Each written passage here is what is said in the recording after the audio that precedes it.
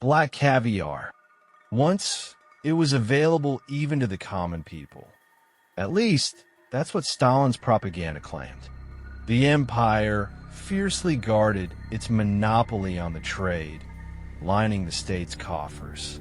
Today, you'll still find caviar at government receptions, in the homes of the rich, in prestigious Parisian salons, where it always sits alongside expensive Russian furs and erotica. With the fall of the Soviet Empire, the state lost control. Organized crime, feasting on a sale of national resources, muscled in on the caviar trade. Hundreds of millions of dollars vanishing before they ever reach the Kremlin. It's the price of hundreds of tons of slaughtered fish. Sturgeon used to live in every sea and ocean on the planet. Today, the Caspian is the only place this ancient fish survives. It takes 15 years for a sturgeon to grow from a millimeter-long fry into a giant.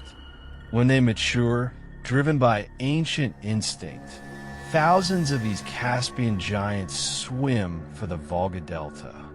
But fewer and fewer end up in the nets of legal fishing crews. More and more die on the hooks of poachers. The rivers are blocked, and the sturgeon can't reproduce fast enough. The extinction of this unique species is just a matter of time. 10 years, 5, or maybe 1. Interview audio. The river is divided up and sold off by mafia groups. Every month, they collect a tribute from the small-time poachers. The ones who harvest the caviar by setting hook lines in the Volga. The sturgeon are sliced open, the caviar is taken. The fish is just waste. The caviar is the main business because it sells for foreign currency. Every morning, hundreds of poacher boats emerge from the reeds that choke the delta's countless waterways. During the Putina, the spawning run, the fish, often already driven mad by the pain of the hooks, try to reach their ancient spawning grounds. Even the millions of sharp, homemade hooks scattered by poachers on the riverbed can't stop them all. A few manage to break through. Further upstream, in the clear water, the female releases her eggs, attempting to give life to a new generation. But out of 250,000 eggs, only 2 fry will survive. And return to this same spot 15 years later. Since ancient times, the Volga fed the locals, giving them all the fish and caviar they needed to survive.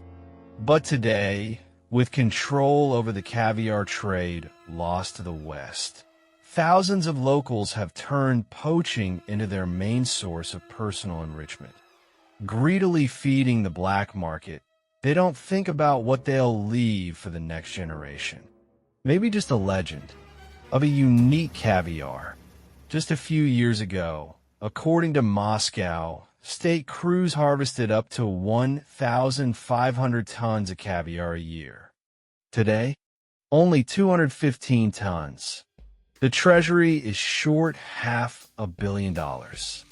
Every year, inspectors visiting from the capital manage to see very little. Maybe just a few small boats heading away.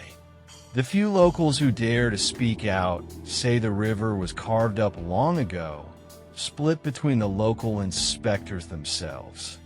Interview audio.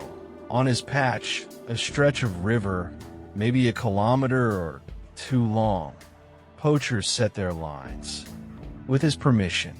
Whether you catch anything or not, you have to pay a certain sum every month. They call it tribute. You pay the inspector so he doesn't pull up your gear, so he doesn't catch you. And that same inspector warns them in advance about raids from higher-up organizations, including the police. At that moment, the hooks are pulled from the river. The higher-ups always warn the lower downs.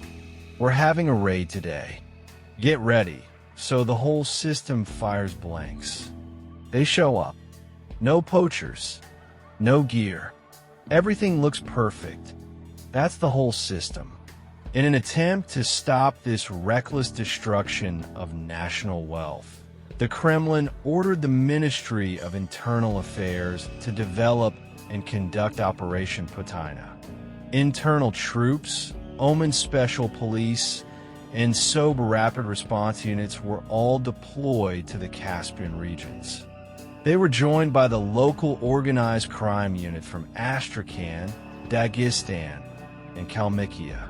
The mission: identify the entire chain from the poacher to the major suppliers in the West, and to destroy it.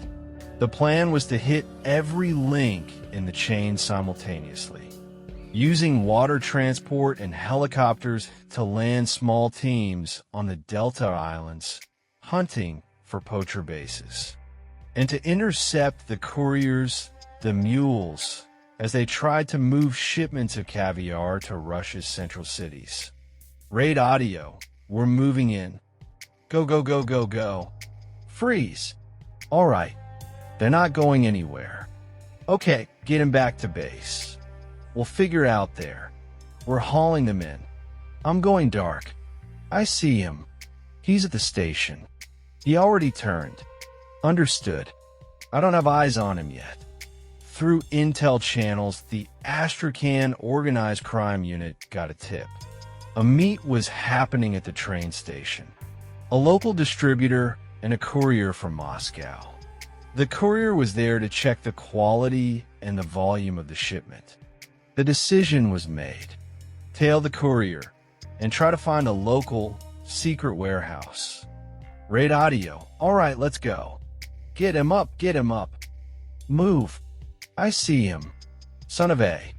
From the start of the operation, it was obvious. Sooner or later, the underground suppliers, trying to fill their orders, would try to move a huge shipment of illegal caviar disguised as a legal one. Therefore, all official state shipments were banned for the duration of the operation. Checkpoints were reinforced on all roads leading out of the Astrakhan region.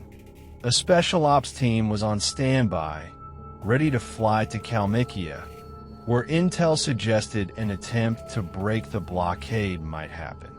Colonel Alexander Frolov was tasked with interrogating the captured courier to identify the underground warehouses and processing dens in Astrakhan.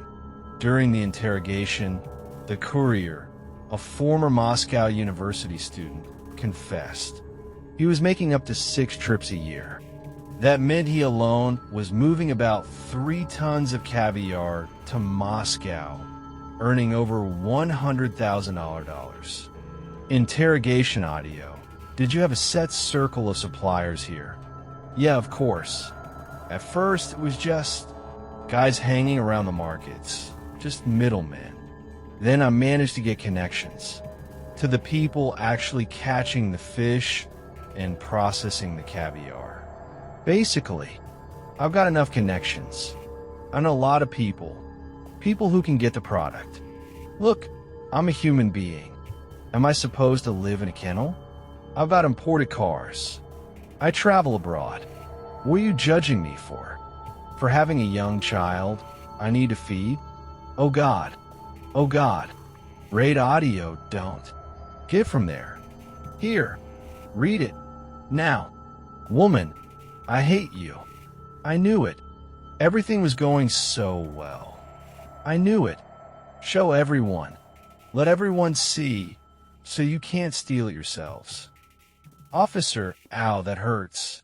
Get the bag. In the trunk. Inside the house. 250 kilograms of caviar. On the US and European black market, worth several $100,000. The woman's husband, a man who bought caviar from local poachers and packaged it, managed to escape. An entire underground workshop was discovered. They were illegally copying the cans from a local factory that produces sheet metal. cans stamped with official markings. For small bribes, managers at these state factories sell the poacher's official, marked lids. In their own garages and basements, the poachers use canning machines to seal the illegal caviar. The organized crime groups acquire forged factory forms and counterfeit stamps. Then, for $5,000, they get a quality certificate and an export license from corrupt local officials. They sell this legalized caviar to Western companies. And at that point, they're basically untouchable. During the operation, 1,500 offenders were detained, 248 of whom were on the federal wanted list. 1,194 pieces of poaching equipment were confiscated, enough to surround the entire city of Astrakhan in a single net. 142 firearms were seized. The Kalmykian Steppe, the operation to capture the truck with the legalized caviar.